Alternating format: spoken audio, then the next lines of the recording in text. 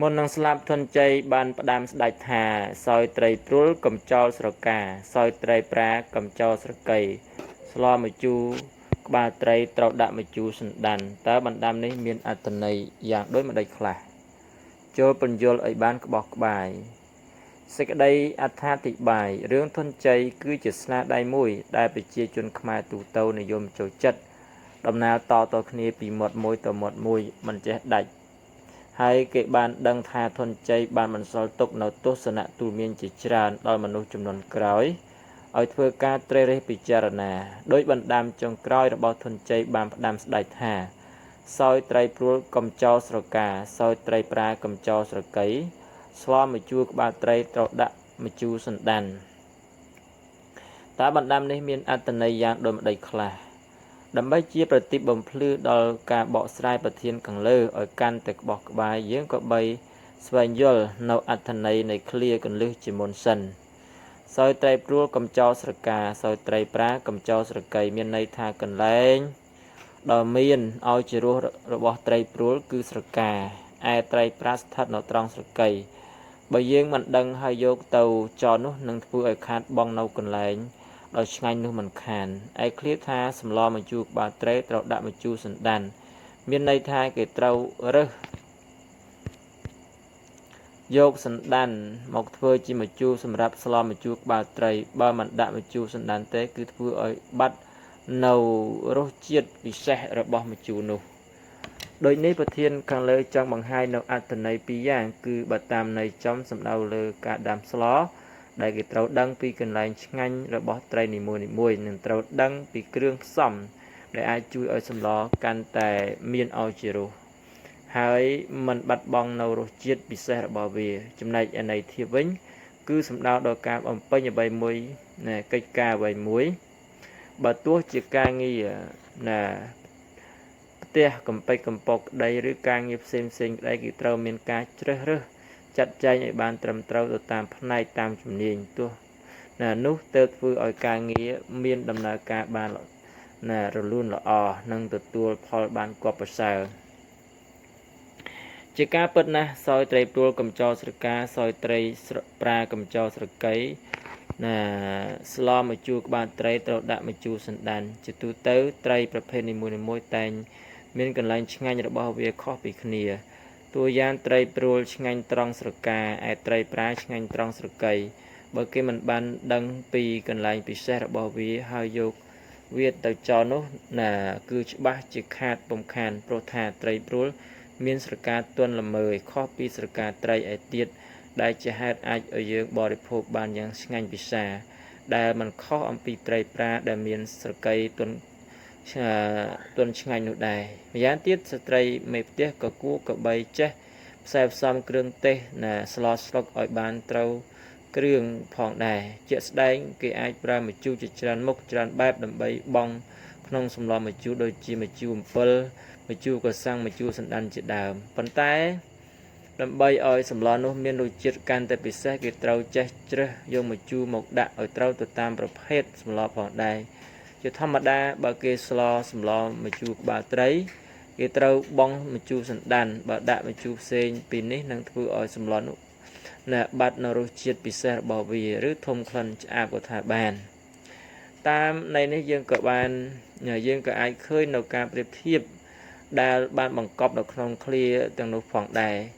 យ៉ាងណាមិញបណ្ដាំនេះមិនគ្រាន់តែនិយាយដល់ការដាំស្លប៉ុណ្ណោះទេប៉ុន្តែវាក៏បានបង្កប់នៅអត្ថន័យ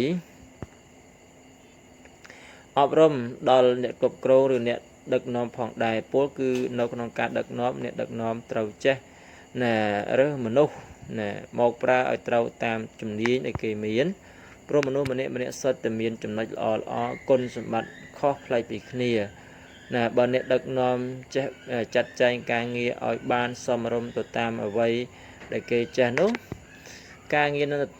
ទទួលបានលទ្ធផលល្អផ្ទុយទៅវិញបើអ្នកដឹកនាំមិនដឹងឬមិនបានយកចិត្តទុកដាក់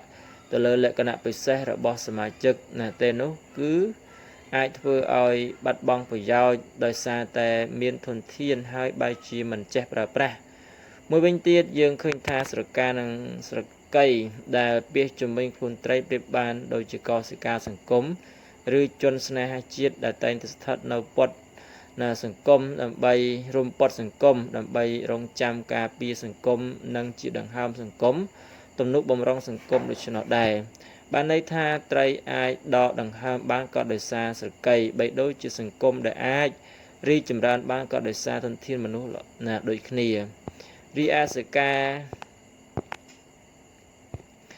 ដែលរំពាត់ខ្លួនត្រីនោះប្រៀបបានទៅនឹងអ្នកដែលស្នេហាចិត្តពិតដែលតែងតែពលីបម្រើប្រទេសជាតិដោយមិនរួញរាដោយហេតុនេះទើបបានជាអ្នកដឹកនាំចាំបាច់ត្រូវចេះយកចិត្តទុកដាក់នឹងលើកទឹកចិត្តដល់មនុស្សក្នុងសង្គមទាំងអស់ឲ្យមានស្មារតីចូលរួមកម្លាំងក្នុងការការពារក៏ដូចជាការរួមអភិវឌ្ឍជាតិចំណែកចំណាត់ការចាត់ចែងការងារបានត្រឹមត្រូវនាំឲ្យមានការរីកចម្រើនលូតលាស់បានយ៉ាងរហ័សប៉ុន្តែផ្ទុយទៅវិញបើមិនចេះរៀបចំចាត់ចែងឲ្យបានត្រឹមត្រូវទេនោះនឹងបណ្ដាលឲ្យខាតប្រយោជន៍ហើយការងារនោះទៀតសោតក៏មិនដំណើរការបានដូចបំណងនោះដែរសរុបមកប្រធានខាងលើមិនត្រឹមតែបានបង្ហាញឲ្យឃើញពីគុណសម្បត្តិនៃការជ្រើសរើសប៉ុណ្ណោះទេតែថែមទាំងបានបង្ហាញដល់អ្នកដឹកនាំឲ្យគេឲ្យក៏បីយកចិត្តទុកដាក់រៀបចំកិច្ចការភារកិច្ចដល់មនុស្សនៅក្រមបង្គាប់ឲ្យបានត្រឹមត្រូវដើម្បីឲ្យប្រទេសកាន់តែមានការរីកចម្រើនបានជានិរន្តរ៍ឆ្លងតាមការបកស្រាយនេះយើងឃើញថាបណ្ដាំខាងលើនេះពិតជាមានអត្ថន័យយ៉ាងជ្រាលជ្រៅ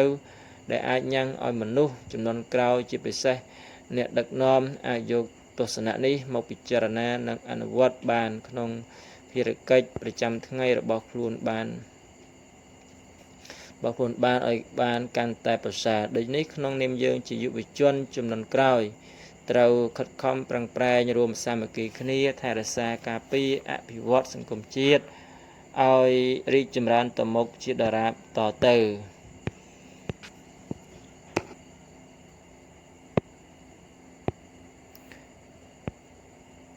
បាទនេះគឺប្រធានតេតងនឹង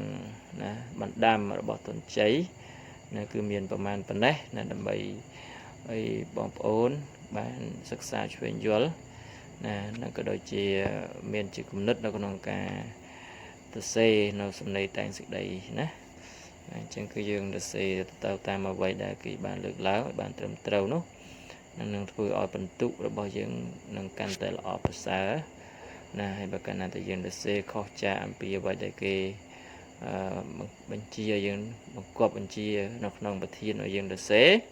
អាហ្នឹងគឺយើងទទួលបានបន្ទុកមិនល្អទេណាពេលខ្លះគេបាន10យើងបានតែ7 8អញ្ចឹងណាបាទអញ្ចឹងសូមប៉ុណ្ណឹងចុះសម្រាប់វីដេអូនេះមានការខុសឆ្គងណាសូមអធិស្ឋានជួបគ្នានៅវីដេអូក្រោយៗសូមជួយចុច like Subscribe ដើម្បីទទួលបានវីដេអូថ្មីៗទៀតបាទសូមអរគុណ